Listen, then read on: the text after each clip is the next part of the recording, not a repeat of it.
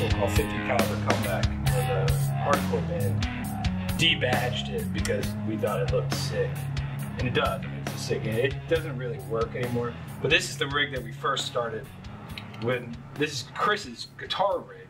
And I didn't have a rig when we first started playing, so I'd use this. And I'd always get the wall of shame at every venue. They'd put like the acrylic guard up because it was just, it's a 120 watt amplifier. And the only way you can make these tube amps that are that high wattage sound good is by fucking blasting them so they break up. And it's just too loud for clubs. It was great for house shows because there's no PA at a house show, so you just dime it and just like everybody would be like, oh, but it was tight.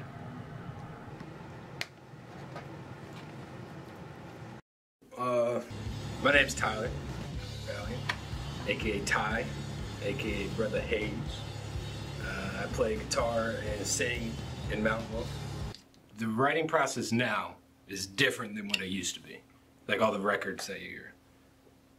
The writing process when we first started and up until now was me just fucking around on a guitar on a couch, coming across a sick riff that kind of just came out of just jamming. And if it was good enough, I would remember that riff. Or pull out a cell phone, record that riff, be like, I don't want to forget that one. If you forget a riff, then, you know, you kind of chalk it up to, it wasn't that good to begin with, but that's bullshit. Like, it was probably super sick, you just forgot to record it. So back in the day, I would try my bet, and I've got, I don't even want to know how much footage I have on, like, old MacBooks, the photo app that they had, of just songs that never got finished. But I know I go out on tangents a lot, so bear with me. Back in the day, I'd start off with guitar, try to figure out like a verse, chorus, pretty much A-B songwriting, like a verse, a chorus, a bridge, and then an outro.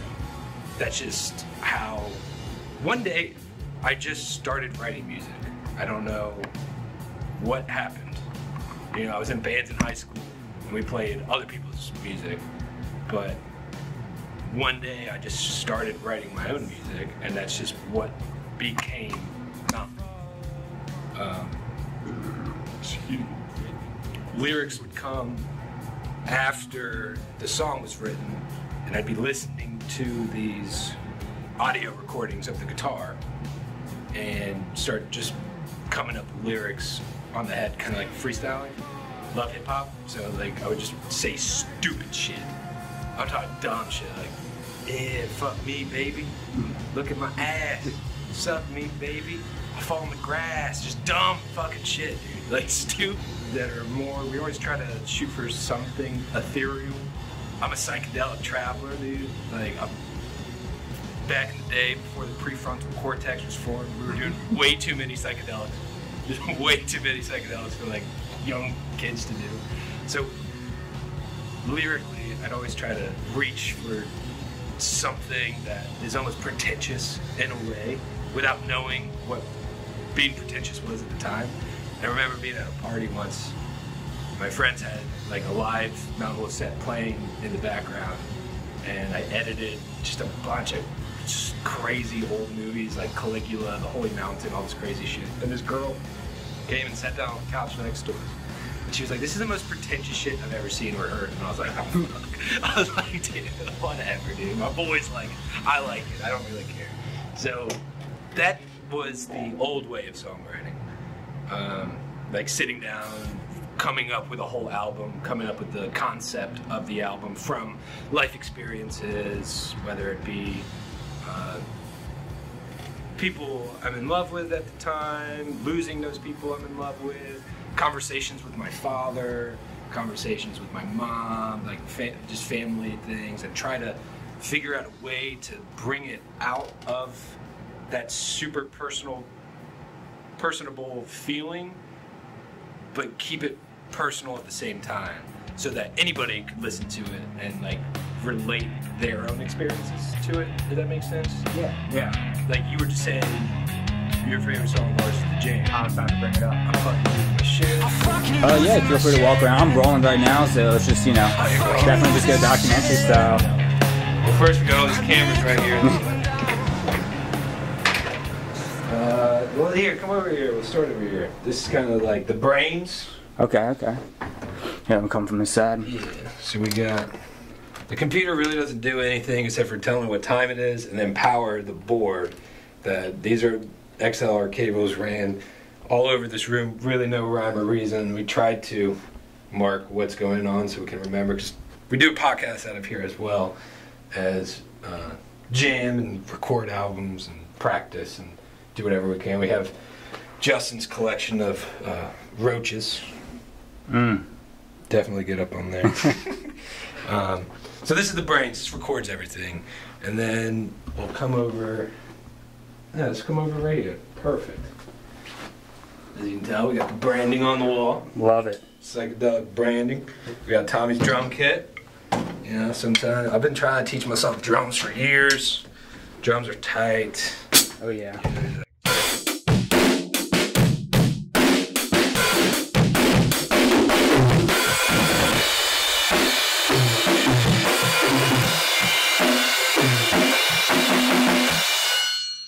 Learned that from Henry Gutierrez, first drummer of Mountainwolf. Started the band with me. Then you come over to this wall. You got our very first album that we put on vinyl record. Vinyl. Then we got the Absinthe Moon printout. We got my boy Justin. Gip did this poster. Local H played in Annapolis, which was pretty fucking huge for Annapolis. You know that song? It's like, you just don't get it and done. You're so pathetic and you just... That was Local H. Gip did this poster. We put a sticker of my boy Justin's face over it just because. Why not? It's awesome. Then we come over to Gip's corner of the room. We got the 1972 Ampeg. This thing is a ripper, dude. This thing, it's got two 15-inch speakers inside of it. It's just, I don't know if it's hooked up. We can see. It's from it's old as shit. So sometimes it's a little squirrely. But we'll see if it's rolling. If it's not, I know for a fact my shit is. Yeah, no worries. I'll say we definitely don't, if you don't have to, you don't have to if you don't want to. Just curious about how we're getting these sounds, I love that Mountainwolf sound. So that's just a dry bass, but, you throw some Mountainwolf on it.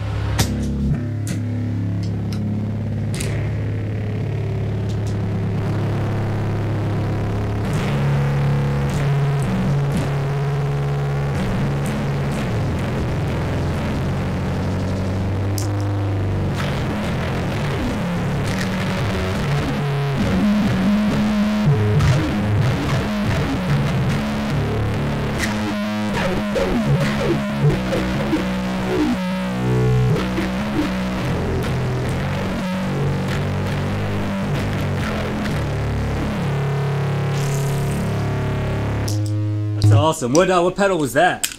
So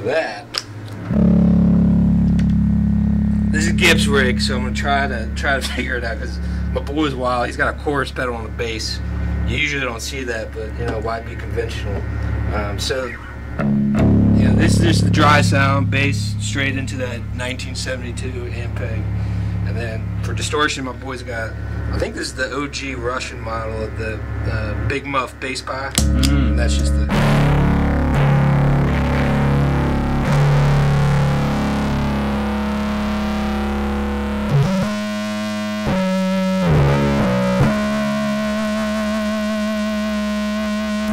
And this is the thing with using like old broken gear that doesn't always work. That was just the Big Muff, and we were already getting weird octave effects just from whatever's going on in there, which is tight. And then you can come over to an octave pedal if you want to like actually have octave effects.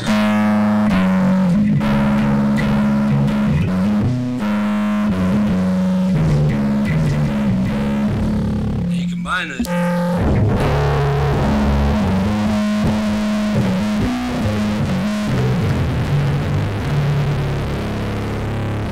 pretty fucking gnarly. And then you come over to the envelope filter. This thing is just gross, dude.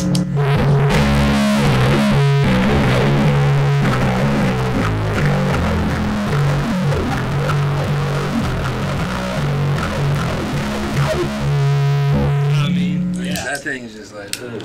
And my boy's got a delay and a chorus on his bass.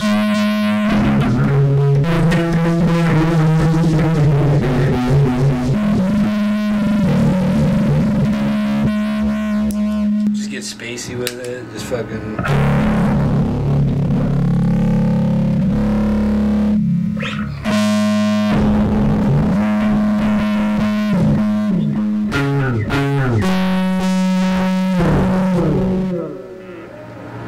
I don't want to fuck up all Gibbs shit, because they'll come in and be like, dude, why's all my shit all... No, you're good, you're good. Yeah, it's almost like each pedal almost has like a whole feeling, no? 100%. You know, like, all the delay in the chorus is for when we get super spacey and weird with it. The bass, or the big bass muff is when we're trying to get really heavy and doomy. And then that envelope filter is when it's time to dance, dude, you know? You're just like, So that's the bass rig going on. And I got this. I've played this live once. It's a Brett Hines from Mastodon Signature. Look at that. That's why I bought this guitar. I don't play it. It's a very difficult guitar to play. I want to sell it, so if anyone's trying to buy it. It was used to record Absinthe Moon because it's got this cool kill switch. So you hit a note and you go super Rage Against the Machine-esque Tom Morello type shit. But it's just the neck. I don't know. What's it thick? Dude, it's like you got these baby hands, and it's just like it's too much. I mean, it's sad because you can get up here and fucking shred. It's not my style, but of course you had to get the lightning strap for it. You know what I'm saying? Oh, I love it. And then that Milwaukee is from when I worked for my dad at the salt mines. The thing's gonna stick with me forever. Let's zoom on that bad boy. Get a zoom in on that Milwaukee. The thing is loud as shit. There's salts. There's still, you can see there's still salt. Like there's salt all over it. Sodium sulfate. Probably shouldn't eat it, but you know, whatever. What's it like when you pick up a guitar? What's it like? Is that just what you're meant to do? As soon as you pick up a guitar, is that Tyler coming out right there? Let's see, dude. Let's see. So this is my realm, right? We got the boy, a couple babes, some weed plates. Shout out to great fucking album. You'll have to put his @ when you're editing, because I forget his name right now, but I'll send it to you. He's the fucking man. And then, so here, nothing's running over here. This is just storage, but people still like to see what it is. I'm trying to work right. Yeah. So we got this Mesa 4x12. This thing is a killer. This little Ibanez 2x12, 2x10 that I got at Atomic Music for like $20. Atomic Music's great. And then this is a PV. Tom's gonna kill me. It's either the 5150 or the 6505. I can never remember because when we were, my buddy Justin, who I was in a band in high school called 50 Caliber Comeback. It was a hardcore band. Debadged it because we thought it looked sick, and it does. I mean, it's just sick. It doesn't really work anymore. But this is the rig that we first started when. This is Chris's guitar rig, and I didn't have a rig when we first started playing, so I'd use this, and I'd always get the wall of shame at every venue. They put like the acrylic guard up because it was just it's a 120 watt amplifier, and the only way you can make these tube amps that are that high wattage sound good is by fucking blasting them so they break up, and it's just too loud for clubs. It was great for house shows because there's no PA at a house show, so you just dime it and just like everybody would be like, ooh, but it was tight. So this is my rig. This is a 50 watts, which is perfect wattage for most venues. Look at that master volume. It's barely at like 1.5, 2, and it's perfect because it breaks up right there. You can switch it to a 25 watt amplifier. This thing is a workhorse. The Express 550, excuse me. I keep it on the clean setting with the gain all the way up so you can get that dichotomy between, like the, Dylan, what's the word I'm looking for? Dynamic. There we go. The dynamic between soft, loud dynamics. That's what I should have said about writing songs. It's got to be soft, it's got to be really loud, and it's got to be soft again. So you guys definitely have that good dynamic in Mountainwolf. Absolutely. Actually, we got to include a video of Michelangelo and Toph doing a how to write a Mountainwolf song video back in like 2012 or something. It's hilarious. So what's this puppy right here? This is a LTD Eclipse EC1000. This guitar, I bought it when I was working production, had some extra money. Actually, let's go through all the guitars. They're usually set up in this boat. You got time, right? Yeah. All right. This, I've just been using it. Tom just fixed this. Every time I would switch to the neck pickup, because I don't use a volume pedal, I use the pickup selector to, like, I'll have the neck, like, just turned up a little bit for clean, and then switch to the bridge pickup for super loud trebly distortion for that mid-range. This guitar is a beautiful guitar. I just bought it because I liked the way it looked, and I'm a big fan of the LTD Eclipses because you can beat the living shit out of them. I was never a fan of... I worked at PRS for years designing amplifiers, and I love their product, but I love their product. Their guitars are great. They were just... I couldn't justify the way that I treat my instruments. I'm not a dentist, you know what I mean? Actually, no, we don't need... the guitars are broken. Okay, I'll say whatever you want. But the one that I want to play somewhere over here, and that's my #1 guitar, which I actually need to bring out of retirement. It's not retired, it's just that got fixed, so I've been using that. Get this tite. I think it's in this section.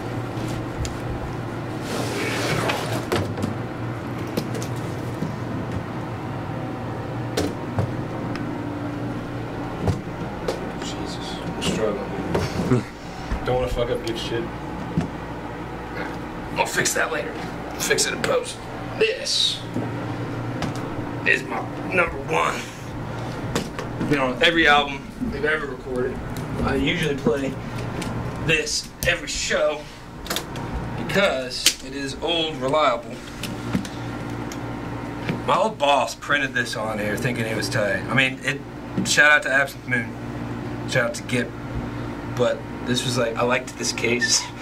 And he just came to me one day and he was like, oh, dude, I tried out our new printer on your fucking $200 guitar case. And I was like, sick, dude. Like, at least do a good job, you know what I mean? Like, look at this. Look at this shoddy craftsmanship, dude. Like, anyways. This thing's a piece of shit. Oh. This guitar I bought for like $100. My boy Rasmus from Finland. He was moving back to Finland in high school. So I've had this guitar for a long time. Say when I think Mountainwolf, I think that black. You think this black? I think that black bad boy. This is the guitar, and it's missing screws. It's been thick. Tom's fixed it like 13 times. This pickup's all sunken in, but there's just something about it. We'll hear it. I'm gonna have to. Actually, it's kind of in tune, which is tremendous. But no, this is just like. This is my guitar. You know what I mean? Yeah. Everyone has their baby. This is not Wolf. This guitar is not Wolf.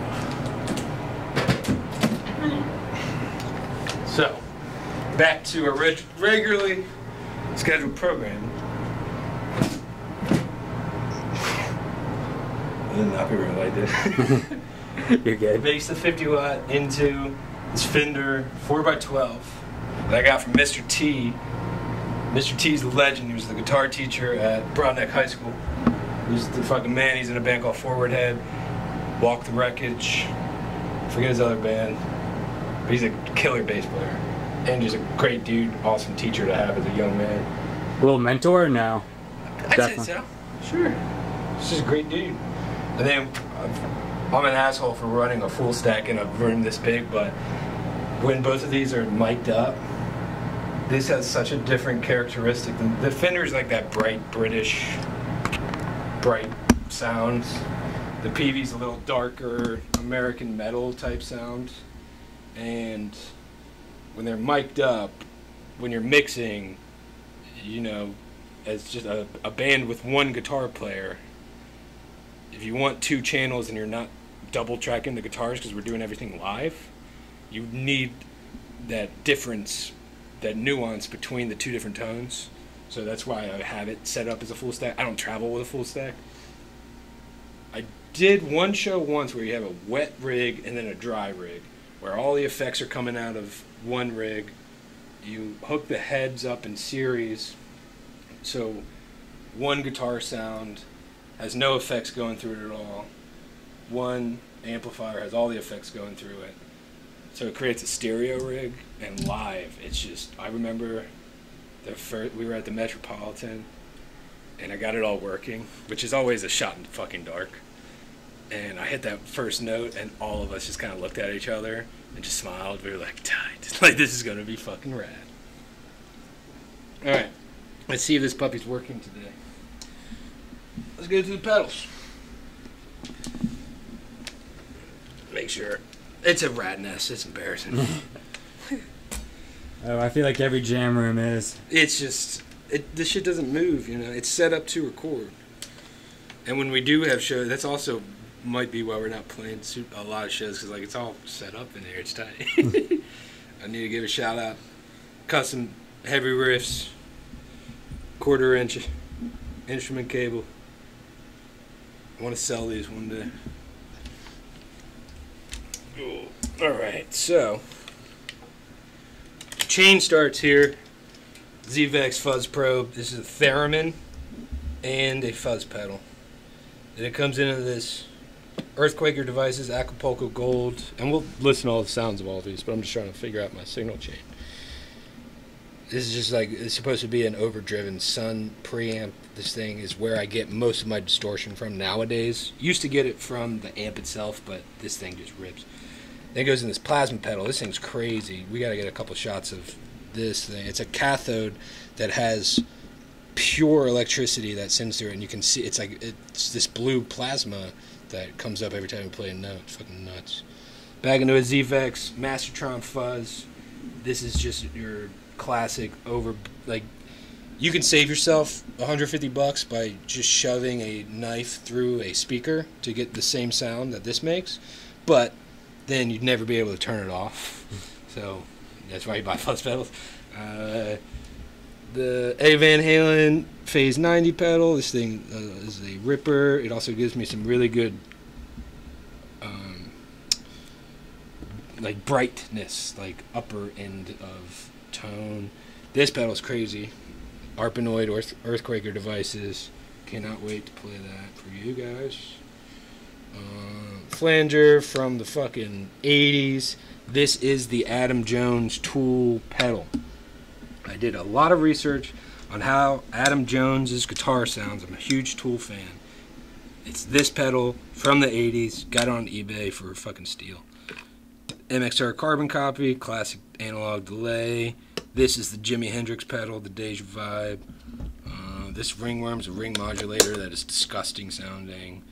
This is all the space effects for reverb. Of course, you need a tuner. If you don't have a tuner, you fucking suck. And this is a phrase sampler. So, enough like talking about pedals without playing. I hate those videos. Yeah. Like you're trying to find a new pedal and they just like talk about it too. Like show me what it sounds like, dude. Exactly. But that's what I'm saying. We need to make sure everything's working. Like I said, this shit's all old and broken. Let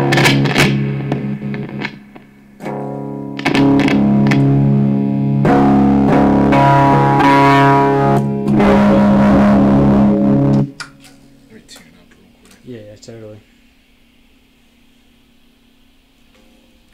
We tune to drop C sharp. People ask all the time what tuning you guys are in. And as a band with only 3 people and 1 guitar player, that, you know, tuning down just gives you that heavier, fuller, in my opinion, sound. Mm-hmm. We've experimented with different tunings, but this is just what gives you that Mountain Wolf sound.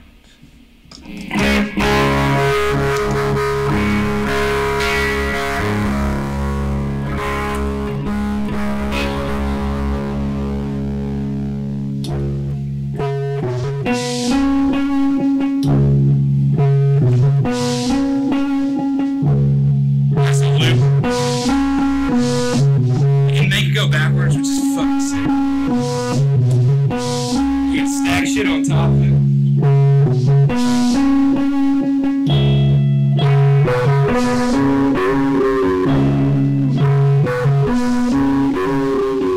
You know what I'm saying? That's awesome.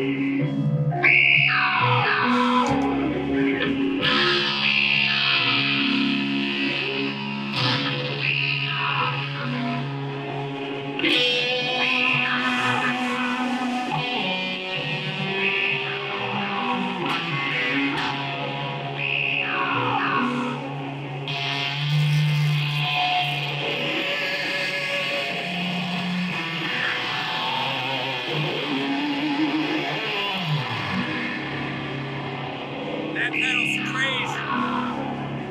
And this thing.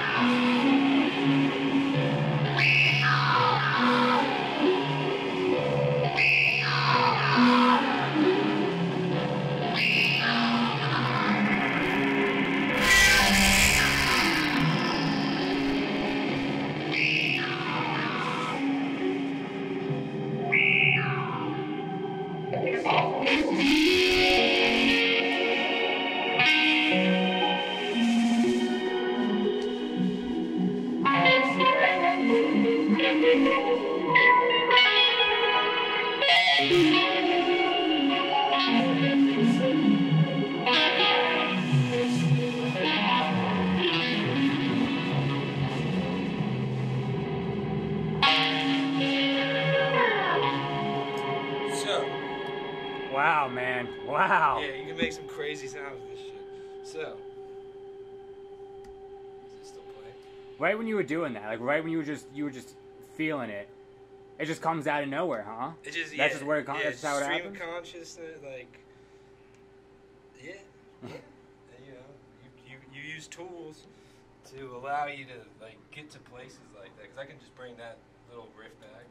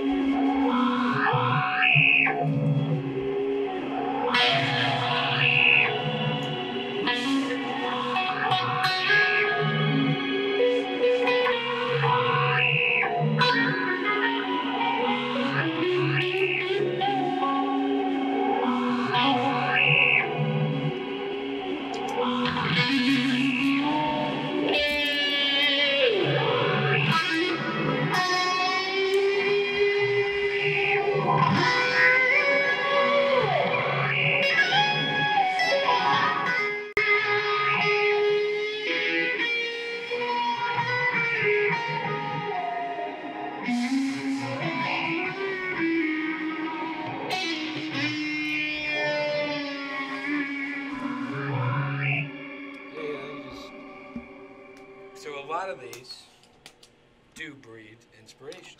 For example, this pedal,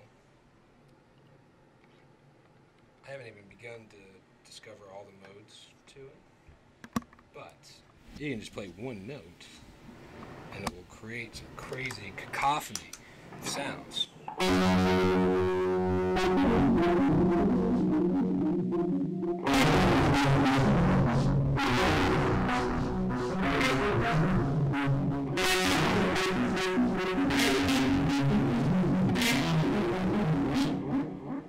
For example, you know what I'm saying? Oh yeah.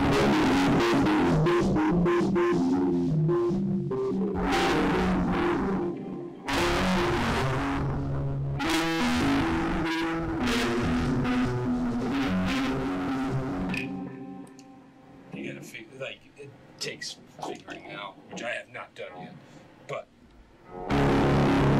you can get that fucking note, and that's the, here, film that, this is that plasma pedal or something? Yeah. So, like, nothing, right?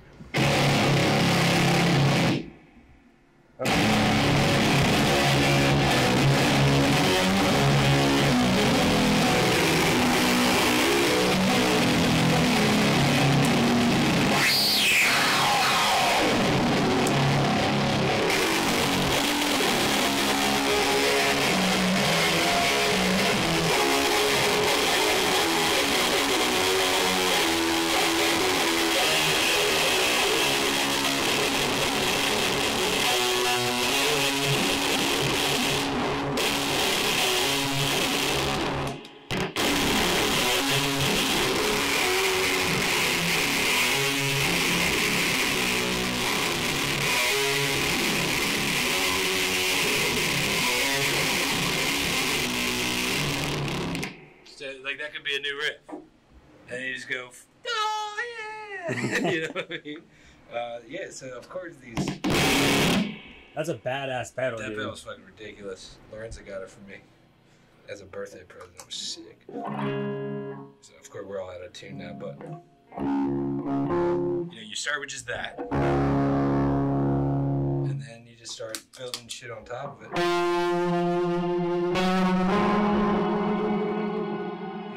That adds that space. So if you were to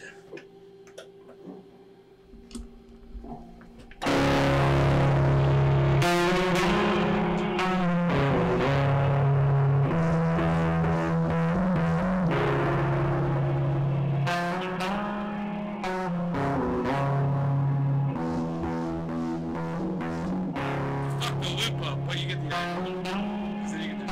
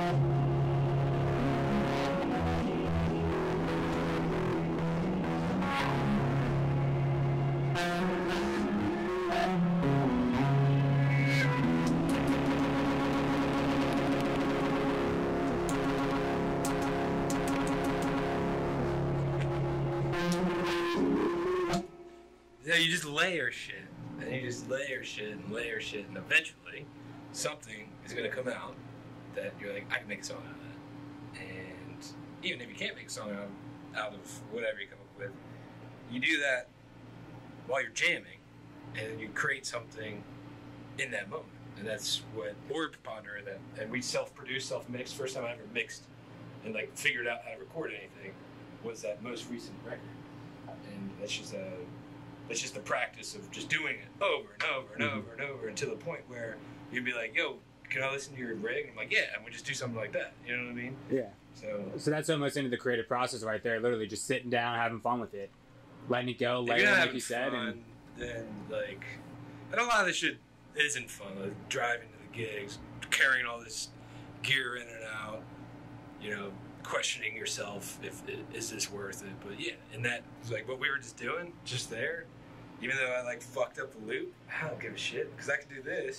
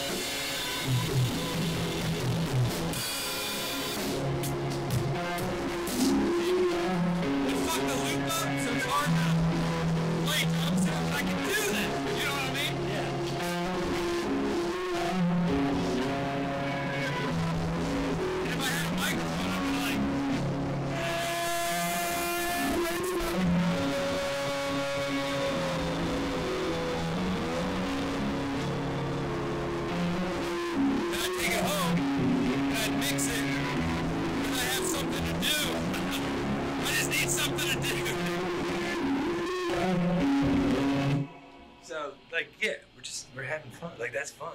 Yeah, absolutely. You know what I mean? Yeah. Like, it's that's not gonna become anything, but it could. I want to get into sync licensing. That's what I want to do, because I can make soundscapes with all this shit that we've collected. Where did I put mine? Is it that one in the corner? Yes. With all this shit that we've collected over the past decade, I can create soundscapes. And even if no one hears it, I mean, I do. You know what I mean? Like, I can just come up here after just like a bad day and do that, and I feel better. Because now when I go home and deal with all the shit that comes with just being at home, I can be like, hey, it's all good, man. Earlier today, you did something you really wanted to do. You know? I think that was it, man. I think that was it right Perfect. there. I think that's sick. That was awesome. So, I guess let's just cut it deep. If we're going to do a sit, let's cut it deep. You're out here, you're writing a song with some lyrics. Lyrics come first, guitar come first. A little bit of mixture and a little follow-up on that. Kind of tell me the writing process, and when you're writing, is it life events? Is it a story you want to tell? Is it a film you saw that gave you inspiration? Is it all the above? Let me hear a little bit how, when you're writing, you're sitting down, is it in your room late at night, you stoned, you just hanging out, or tell me that whole writing process. So the writing process now is different than what it used to be. Like all the records that you hear. The writing process when we first started and up until now was me just fucking around on a guitar on a couch, coming across a sick riff that kind of just came out of just jamming. And if it was good enough, I would remember that riff. Or pull out a cell phone, record that riff, be like, I don't want to forget that one. If you forget a riff, then, you know, you kind of chalk it up to, it wasn't that good to begin with, but that's bullshit. Like, it was probably super sick, you just forgot to record it. So back in the day, I would try my best, and I've got, I don't even want to know how much footage I have on, like, old MacBooks, the photo app that they had, of just songs that never got finished. But I know I go out on tangents a lot, so bear with me. Please. I podcast. Take us into the weeds. Take us in. We want to hear about this. We're podcasters now, so we are used to talking for like 2 fucking hours, and we'll just fix it in post. That's usually what we do. The more I have, the better. So please, take me into the weeds. Back in the day, it'd start off with guitar.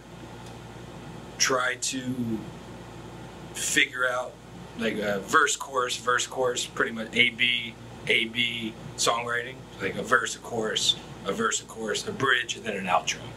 That's just how... One day, I just started writing music. I don't know what happened. You know, I was in bands in high school, and we played other people's music. But one day, I just started writing my own music, and that's just what became Mountainwolf. Excuse me. Lyrics would come after the song was written, and I'd be listening to these audio recordings of the guitar and start just coming up with lyrics on the head, kind of like freestyling. Love hip hop, so like I would just say stupid shit. I'm talking dumb shit like, yeah, fuck me, baby. Look at my ass. Suck me, baby. I fall in the grass. Just dumb fucking shit, dude. Like stupid shit. Is this like the first draft, kind of? 100%. Okay. All the first drafts were terrible, but then words start coming that are more. We always try to shoot for something ethereal. I'm a psychedelic traveler, dude. Like back in the day, before the prefrontal cortex was formed, we were doing way too many psychedelics. Just way too many psychedelics for like young kids to do. So lyrically, I'd always try to reach for something that is almost pretentious in a way, without knowing what being pretentious was at the time. And I remember being at a party once. My friends had like a live Mountainwolf set playing in the background, and I edited just a bunch of just crazy old movies like Caligula, The Holy Mountain, all this crazy shit. And this girl came and sat down on the couch next to us. And she was like, this is the most pretentious shit I've ever seen or heard. And I was like, oh, fuck. I was like, dude, whatever, dude. My boys like it. I like it. I don't really care. So that was the old way of songwriting. Like sitting down, coming up with a whole album, coming up with the concept of the album from life experiences, whether it be people I'm in love with at the time, losing those people I'm in love with, conversations with my father, conversations with my mom, like just family things, and try to figure out a way to bring it out of that super personable feeling, but keep it personal at the same time, so that anybody could listen to it and like relate their own experiences to it. Did that make sense? Yeah. Like you were just saying, your favorite song of ours is The Jam. I was about to bring it up. I'm fucking losing my shit. I need to calm down a little. I was just like laying on a couch at my dad's house after my ex-girlfriend, who we were together for a long time, we broke up, and I was just over it, dude. I was young. I was like 24. We got together when we were 18. So this is back in the day. And I'm just over it. You know, that first breakup, you're just like, you're like, dude, kill me. I've been there. You're like, someone kill me, please. And it's stupid. It's fucking, like, life's so tight. You know, but in that moment, you're just like, fuck this. Because you're actually feeling things. And you're like, I don't want to be feeling anything, dude. Which, it's good to be in touch with your feelings. So I'm like going to therapy, and I'm like trying to get my shit together. And you were losing your shit. I mean, straight up. I'm on a couch, and there's a video of it somewhere on Instagram. And my dad, he was like, he just said 4 words. He goes, get it together, dude. And I was like, I got the ending to the song. Because at the time, like I had to, like we played that riff. This is back in 2013, 2012, 13, 14. So we weren't broken up yet, but, you know, things were. And so that's where, like, I'm fucking losing my shit. I need to calm down a little bit. And there's drug references to it. But we didn't have anything for the ending, and that's where the whole get it together. And I'm like, I got it together. Bah. I love and that. That came from my dad. Being like, get it together, dude. I'm sitting there on the couch, just like, dude, fuck, life sucks, dude. Like, I didn't ask for this bullshit, you know, just stupid, fucking, dumb kid shit. But yeah. So you know, life experiences. So, do you get like a lot of your internal expression out through music? It's one of your outlets, 100%? It's 100%. I just started doing yoga, which is fucking tight. Yoga is amazing. No, I meditate all the time. I get it. Meditation is tight, but I was like an angry kid, and I didn't really have reasons to be angry. Family loves me, super supportive. I've like never really been bullied. Was just like had a great suburban life growing up. But I was just angry about something, and I don't know when it clicked. I don't know if I have some sort of like, I don't have a brain tumor, but you know, like some chemical imbalance or something. And I'm usually pretty fucking jovial, pretty fucking chill. But there's that anger that's in there somewhere that comes out at certain time periods. As a kid, like my sister and I would get into it, my mom and I would get into it, dad and I would get into it. And that kind of traveled into adulthood a little bit. And you know, when I was a kid in high school, I was in hardcore bands. And my mom would always be like, oh, it's the music that's making you angry. And I was like, no, I'm using the music to get the anger out. Like, I don't, you know, it might just be the human experience, the human condition of just like being pissed at things sometimes. Just injustices and assholes and just all the amalgamation of all the bullshit that just makes you angry. And some people can suppress it better than others. But I feel like everybody needs an outlet. And mine was playing a distorted guitar as loud as I could and screaming as hard as I could into a microphone drenched in reverb. Because it just sounded the way that I was feeling. And I was like, oh. And then I would feel better afterwards. I would feel amazing afterward. And I'd be like, okay, this is just what I'm gonna do with my life. So a lot of people, I mean, I've heard too, and it sounds like your family was saying as well, they say that this heavy music is angry. Do you see this music as angry? Oh yeah, for sure, man. I mean, yeah, absolutely. I mean, there's a whole genre of heavy music called power violence. You know, like and then all the artwork that goes along with a lot of these bands, and you know, grindcore, deathcore, all the cores. It's definitely angry, but I think it is. It's not the band saying go out and commit this anger on the people around you. It's more of, hey, I know what you guys are feeling because you're attracted to this.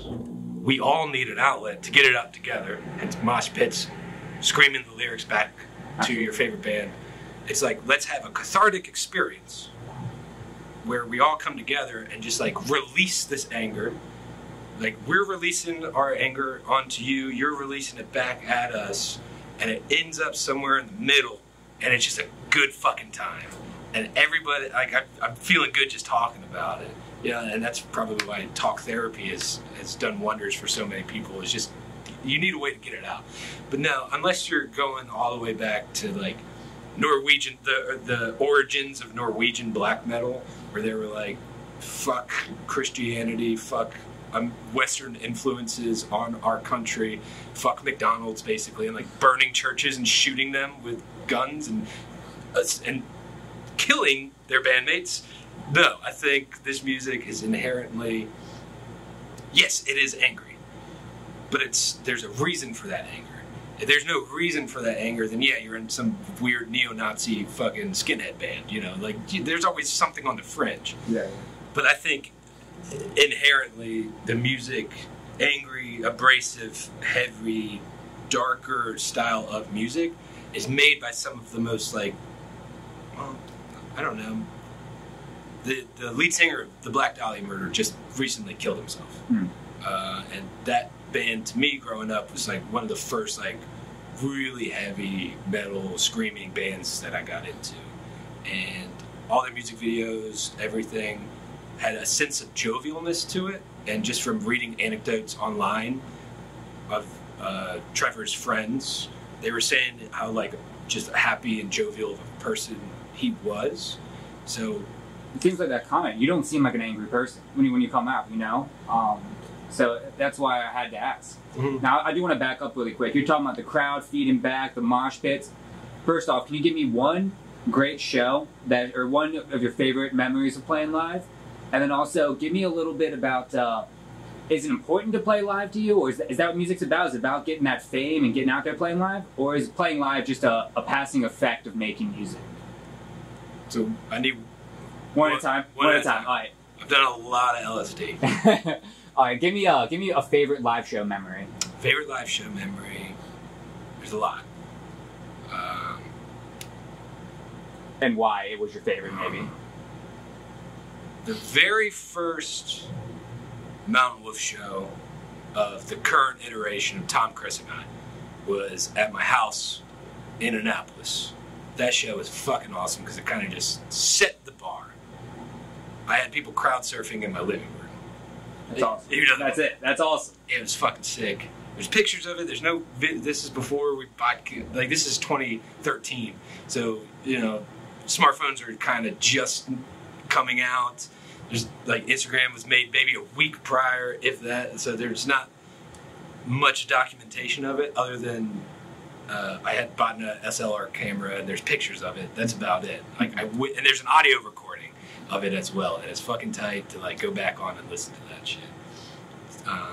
So that's a tremendous memory. Why? Just because people were crowd surfing in my fucking living room. Crowd surfing in the living room. A couple, and then my favorite. I mean, there's so many. Every show is awesome. It's just awesome to be up there, whether there's 300 people or fucking you're playing to the bartenders in New Jersey because you wanted to go on tour. It's still tight because you're in New Jersey with your boys playing music, and you're like, fuck it, dude, no one came. We're just gonna go eat some hot dogs and be like tight. You know what I mean? Like we'll get them in Albany. There's one show. There's a venue in Annapolis back in the day called The Whiskey, and now it's a fucking Taco Bell. But we played the very last show that they had at the Whiskey. You were there? I was there. No, I was there. I was tripping on mushrooms. Oh, that's awesome. That was my band's first show. Oh, you played that show that we played? We played like at like 11 in the morning. Like we were like one of the first bands like on because it was like an all day thing, wasn't it? No, this was a birthday party because we had only played there once. Oh, okay. Yeah. Maybe I'm thinking of a different show. Yeah. I saw you guys at the Whiskey, but this could be a different show then. Regardless. Okay. I was on mushrooms, so my memory's foggy. But there's a GoPro video of it from Tom's point of view on YouTube, and it was uploaded in 2013, 14, something along those lines. And I'm on mushrooms. My girlfriend and I at the time are not doing well. She's there, and I see her in the back of the room, and I'm like now peeking on mushrooms. And my guitar and my amp are not cooperating with me. Like, everything keeps cutting out. There's, like, all the dudes in the Raw are there. Topher, Honey Babe, Bloodbath, my boy Justin. Just, like, all the homies are there. And my boy John is there. And we had made a plan that our very last song, this is the first time we played the song Zokar, which is on Absinthe Moon. We had just written it. And I had this plan that once we start playing that song, John was going to pull out a pack of joints, light them, like 12 joints, light them up, and then start passing them around the crowd. So we go into that first riff, that like creepy, dun, dun, dun, dun, dun, dun, dun, dun, and John's like, I know this song. Whips out the joints. I'm fucking gone, dude. I'm like seeing God. I'm like, what is going on? The lights were freaking me out. Tom's freaking me out. Chris is freaking. Everyone's freaking me out. And the plan was John was going to pass out these joints, and then I was going to light my guitar on fire. Ridiculous, right? Like at the no, dude. Like, Hendrix did it, dude. Hendrix up in here or something. But I'm like, you know, we're 22, 23, so we're like, no, this is gonna be wild. So I get this waft of weed smoke, and I look out, and I see all the boys smoking joints, and I was like, it's happening. It's fucking happening. So we get through the song. I take the guitar that I was playing that I was going to set on fire, and I just threw it through the wall with the whiskey and just like smashed. And Tom and Chris keep playing, and I remember like walking off the stage and then walking from the whiskey all the way to Tsunami, which is, I don't know, probably like 1.5 miles, maybe 2 miles down the road. Yeah, it's a good way. And I get to, and I'm fucking high as shit, and I get to Tsunami and I order Absinthe, and that was like the origin story of the next record that we were going to begin writing, Absinthe Moon. So that memory sticks in my head just because that was like an angry show, but also at the same time just trying to like showmanship. The boys were all in there mosh padding and fucking smoking joints, and it was just tight. So is playing live for you like the main goal of music? Is it more in the studio? Is it? I know a lot of people play music, and a lot of times they say the highlight of their music is playing these live shows. Is that how it is for you, or is it a secondary thing that comes with playing music? Love playing live shows. It started out as let's play as many shows as we possibly can. We're also young men, still are, but we're younger at the time. When you start, that I was like, oh, that's how people are going to see us. So when we first started, we played as many shows as we could, to the point where I feel like we oversaturated ourselves a little bit in the local market, at least. I mean, we were playing at the Metropolitan once a week, and you'd watch the shows go from 200 people all the way down to like 10 people, and we'd be like, what's going on? We were just playing too much. Mm-hmm. Mind you, we'd play different sets every time. It was just people would be like, you know, I gotta go see other bands. You know what I mean? So for a long time, playing live was very important. Nowadays, I mean, I'm 30. Tom's 30. Chris is 30. Tom has a kid. We all have careers. We've begun picking and choosing our shows so that they're really good shows. Like our first show in 2 years was just at the 8x10. There's 300 people there. We hadn't played in 2 years. Prior to that, we played at Tsunami to a packed bar. It was a tremendous show. But then that was our first show back in a year. So it was kind of like this hiatus thing. Mm-hmm. And now, as you see behind me, we've got the studio space. And we figured out a way in here to record our band practices, which involve a lot of free-form jamming and improvisation. And really what I think is the best part of our live show is like, okay, we'll play the jam. The jam's a 5-6 minute song on the album. Live, it could be 25 fucking minutes long. Right. And there's songs that we're making up in between that, improvising lyrics and shit, and that's just kind of where us as a band is heading. I've always said I've tried to combine Fish and Black Sabbath. Like, I want those two crowds to be at our shows. It finally happened at the 8x10, where there's like, I hate these terms, but there's a bunch of fucking metalheads and a bunch of wooks, and they were all fucking dancing together, and I'm sitting up there, and I'm like, it's finally happened. I was like, this is awesome.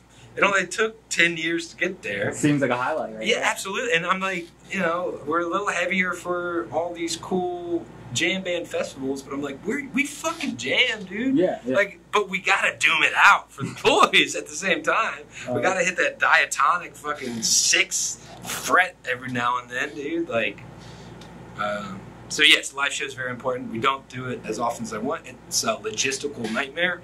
How hard is touring compared to just playing a live show? Like, would you ever consider touring again if it came around? If things came, would you ever force it? If it made sense monetarily, it's got to at least break even. The one and only tour that we've gone on was kind of like I don't want to say team building exercise, because these are my best friends that I play with. Like, we don't need team building exercise. We're we can speak to each other with our brains, dude. We're telepathic, you know, when we're jamming. That sounds ridiculous, but it's true. But at the time, before we went on that tour, we were dealing with some internal, not between the three of us, but internal, external type bullshit. And I thought the boys needed to go out on the road, get a taste of it, travel upstate New York, travel through Jersey, eat as many hot dogs, and play as many shows as we could. And I paid for it all out of my own pocket. It was not cheap. So it was a loss. 100%. Absolutely. But at the same time, I mean, it was a loss. Like, I had some extra money from, like, I've always had a day job that has allowed me to do this. We sell enough merch that, like, and get enough streams to maintain. So there's enough people out there that care where I kind of have to keep doing it. If I didn't have this outlet, I'd be, I don't know what I would do. Because I don't have this outlet. Does that make sense? Like, I have this outlet.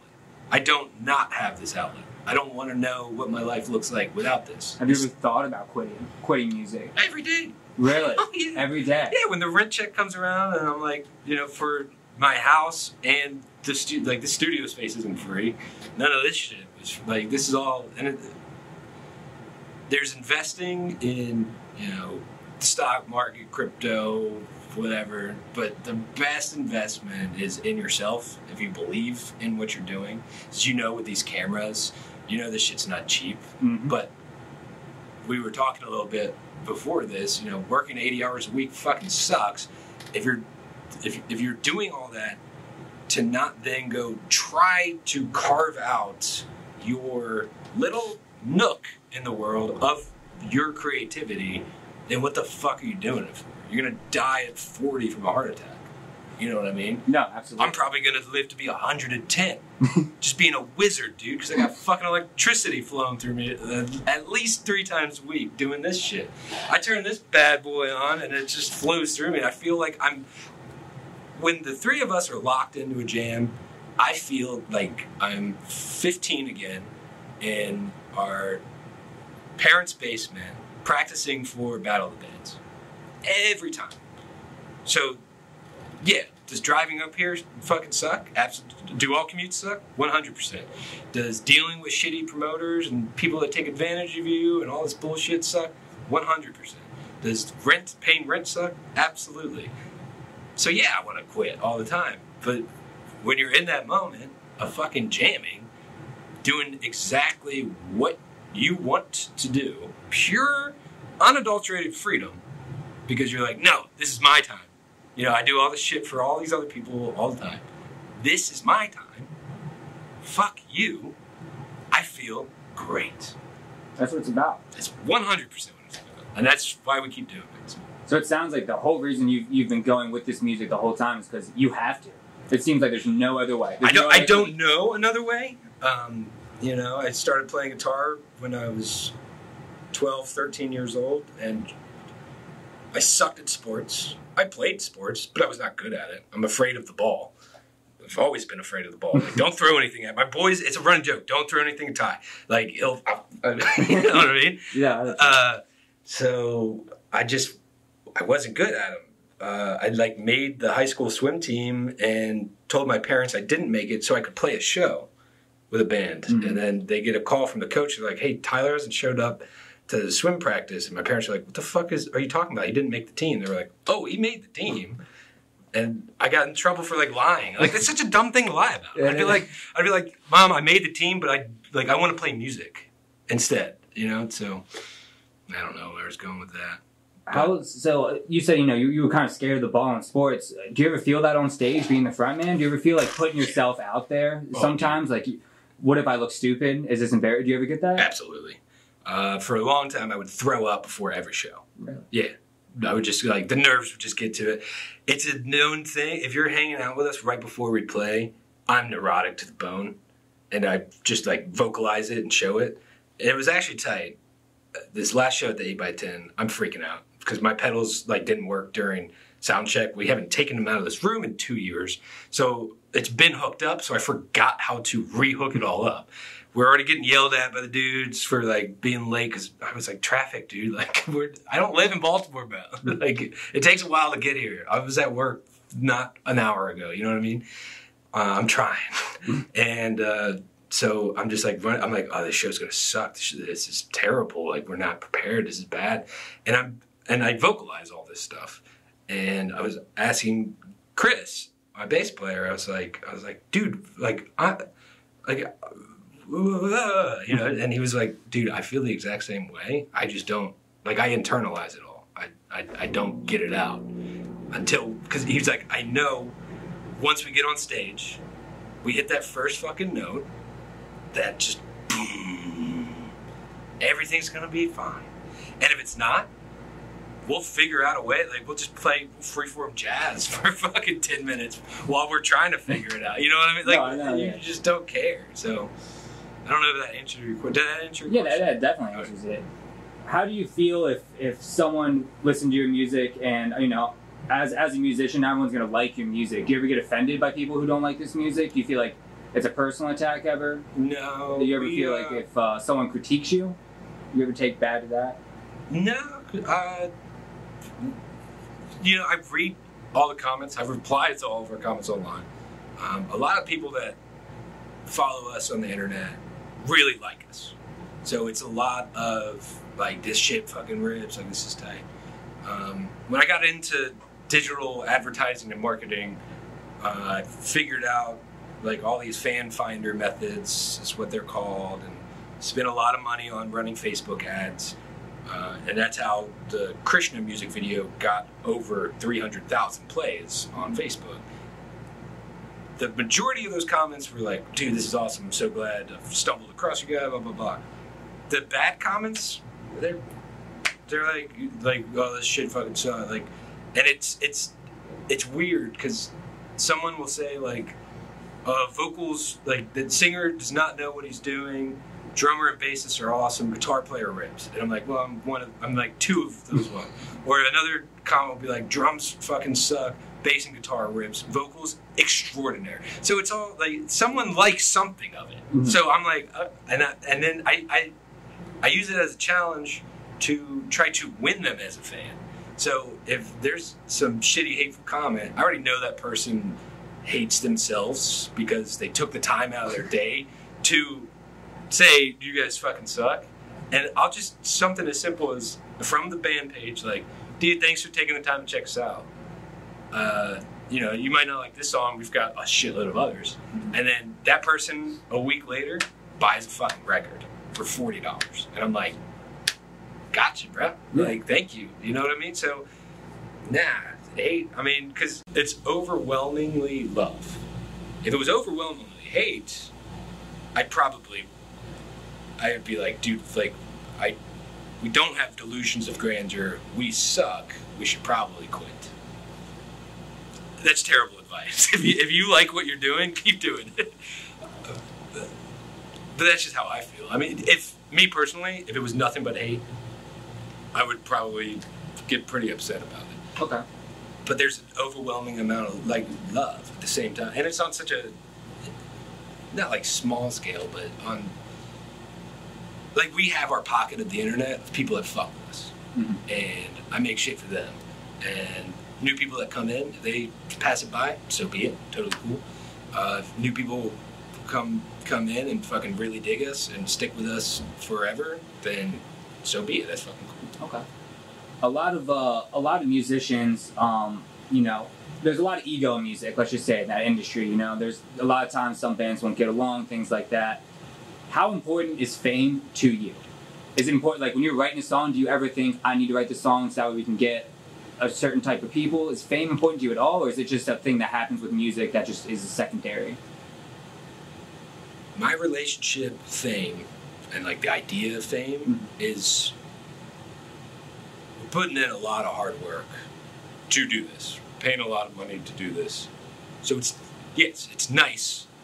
It would be nice to have more than 13,000 Facebook likes. It would be nice to have hundreds of thousands of monthly Spotify listeners. I would love that. Not for the sole purpose of having a narcissistic idea of people being, like, you know, driving home one day and thinking to myself, like, oh, I know somebody's talking about me right now. Like, I know somebody's listening. Like, I can see all, like, I can open up our back-end Spotify and see how many people are listening. Would I like that number to be, every time I check, 10,000 versus, like, 300? 100%. But I'm stoked 300 people are listening. Mm-hmm. You know what I mean? At any given time.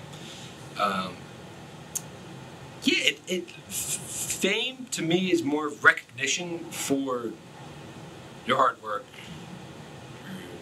you know, the art that you're putting into the world. Would it be tighter to just, like, not be famous and collect a fat bag? 100%. Like, I'd rather have the money. Yeah. Fuck, what's the... I forget who the artist is. It's like...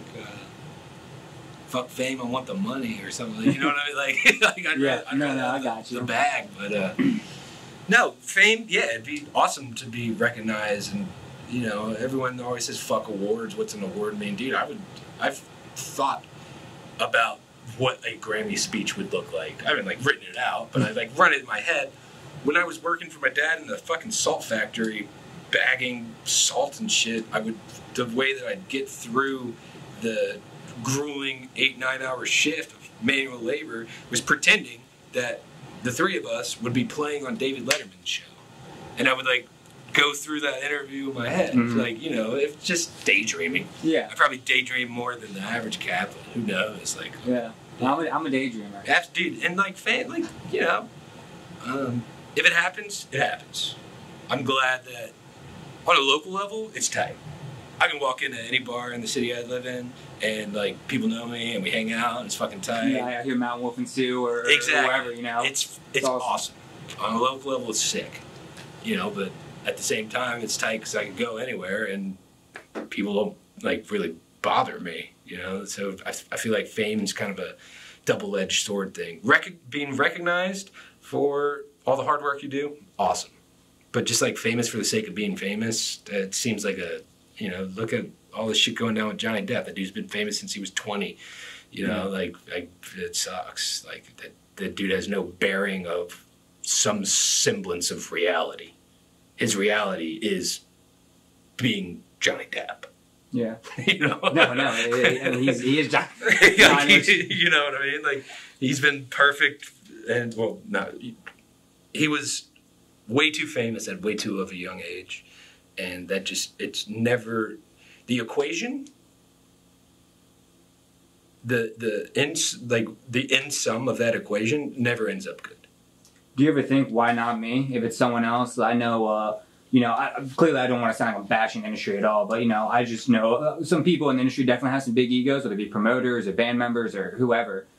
Do you ever see another band who has a similar sound to you and think, we're just as good as them, why not me? Is that ever called? I think that they work harder. Really? Yeah. So you chalk it up, you give them the credit they deserve. 100%. Yeah. I mean, yeah, they just work harder. Like I was telling you, we had a bunch of awesome show offers, and I'm going to my best friend's bachelor party instead. And I do really want this to work. It's working. I mean, we're like in a place that this has all created. But if I really wanted it to work, and if I wanted to go on like national tours and international tours, and you know, sell more records and do all this, we would all, the three of us would all have to drop everything that we're doing to just focus on this. And this is, the boys love doing this. But I mean, Mountainwolf is like my baby. You know what I mean? Mm-hmm. Gip's a tremendous artist. He has his own company. We've talked about it. He's like, hey man, like night shift comes first. And I'm like, I totally get that. Because in my life, Mountainwolf comes first. And everybody I know that I have a relationship with has to know that as well. Yeah. And that's like the most frustrating. That's why I think about quitting every day. Because I'm like... So it's hard work over talent, you're kind of saying 100%? Absolutely. I mean, talent's talent. Like, yeah, did I ever take singing lessons? No. Am I the best singer in the world? Absolutely not. Do I like my voice? Yeah, I wouldn't give... If I thought I sucked at singing, and yes, I can hit sour notes all the time. I'm not fucking trained. Live is one thing, studio is another thing. That's why I like the studio, because I'm like, oh, let's retake that. I know I could do it better. And, like, try 4 or 5 times to get it. Blow my fucking vocals out by doing it, because I don't actually know how to sing. You know what I mean? Like, I don't know how to do it correctly without damaging something. But I quit smoking cigarettes years ago, so I feel like that. I was like, that's my, like, that's what I'm doing for like my voice. I quit smoking cigarettes. I got off on a tangent. Does hard work triumph creativity? Not creativity, talent, probably. Yeah, because creativity is creative. I mean, I think there's creativity and then there's hard work to bring that creativity to life. And then, yes, creativity and talent are probably intertwined. I mean, they have to be, right? Mm-hmm. But you can be the most talented person on the fucking planet, and if you don't put the work in to try to better your talent, better your talent, then you're just going to stay in the same lane, which is really what I've done with guitar playing. I figured out how to play a certain way, and it just worked for me. And yeah, I can play jazz, I can play classical, but I've figured out a certain formula that works for my type of guitar playing, and I haven't really tried to surpass that. So that probably can show you that if I worked harder at trying to be a better guitar player, then yeah, we probably could do something different. But I think it's more than just the talent aspect or the way that we play our instruments. It's figuring out the business side, figuring out marketing, calling promoters, selling yourself, all the shit that people get managers for and all that, but fuck, don't do that. Unless it's absolutely necessary, which a lot of the times it's not. If you're making 10, 20 grand a year as a band, you don't need a manager, in my opinion. Yeah. It's like, work your day job. And then if the band starts making 100 to 200 grand a year, hey, you got something going. You got a business. Yeah. So, unfortunately, we live in a capitalistic society. These are all realities. No. You hit it right there on the head. Yeah, I mean, that's just... So, a lot of times this creativity is definitely intertwined with emotions. We were talking about this earlier. So let's just re-go back one more time. So I'm really looking for this inspiration in music, this creativity in music. So, we talked about the business, talked about that. As far as just this raw creativity, do you know exactly where it comes from inside of your body? God. You're like, it comes right from my heart, comes right from your brain? It comes from God. Comes right from God. Divine intervention. I'm a man of the Lord, dude. No, I don't know. It could... It's hard to say. Some people have it. Sorry to interrupt. Does some people have it? Does everyone have it? Is it? I just want to know what your thoughts are on creativity, just in general, inspiration. Creativity in general. Does everyone have it? Do some people have it? Does it come from God? Does it come from that past? This past again? I know we kind of went over this, but feel free to reiterate. I don't know if I have the language to bring that into a coherent sentence of where creativity comes from for everybody. I mean, you could be a fucking hell of an accountant and that's creative. You know what I mean? You can figure out some sketchy shit and get the boys paid a little more. The love of my life, she's a chef, super creative. That's creativity. For me, from a personal standpoint, I just throw shit at silence. That's like a painter. Their canvas would be a canvas. My canvas is just silence, I guess, like molecules in the air. And we turn on these distorted amplifiers, throw notes out there, and we're like, hey, that one fucking worked. Let's build upon that. Put in some hard work upon building that. And then wherever, if it's coming from past lives or the ether, you know what I mean? The void, so be it. I'll be whoever's at work, the DMT elves, whoever's at work, keep it coming, dude. I like it. Do drugs, do you think, kind of promote creativity? Do they help express it, or do you think it's a one-way street? I don't know, because I live in this vessel, this flesh fucking capsule of somebody that has experimented safely with drugs. So I can't speak on who I would be if I hadn't done them. Would I be the same guy? Well, I don't know. I've had some pretty psychedelic experiences. I think that might be giving too much power to chemicals. You know what I mean? Before I did drugs, I played music, and I have nothing recorded after that because I was a kid. But I thought we were making some pretty dope shit. Yeah, if you're writing something about an experience that you had on drugs, then of course those drugs had impact on that particular thing. And then there's other songs that obviously not every song can be about drugs. It would be boring and self-masturbatory. But Yeah, I don't know. I can't really speak on an experience. Do you prefer to write maybe like stoned or something? Or no, see, I don't even smoke weed, man. I get paranoid. Okay, Yeah. I know a lot of people know they're like, I like to get stoned and I sit down with my guitar. So you like just go at it sober and just let the juices flow? Just let the juices flow. Just try it. Like, at this point, it's all the records that I want to be records that are presented as albums have been written. Like, it's just more of putting them together, spending the money in the studio to do it, packaging, just everything that comes with making a record. Sorry. What was...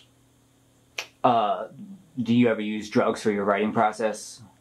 Not like, no, I won't like eat mushrooms and sit down on the couch and be like, okay, let's write. Yeah, that just doesn't happen. No, I'll like... Gibberish comes out. Yeah, that would just be too much pressure and probably constitute a bad trip, for me at least personally. No, I'll like get together with the boys, go out into the woods. If someone just happens to be like, hey, I got a bag of mushrooms, I'll be like, Dad, I'll eat like a couple of them. Okay. You know, you take a little bit and then have a tremendous weekend out in the woods and just think and talk about life and everything. And then you come back home, you work 3 days.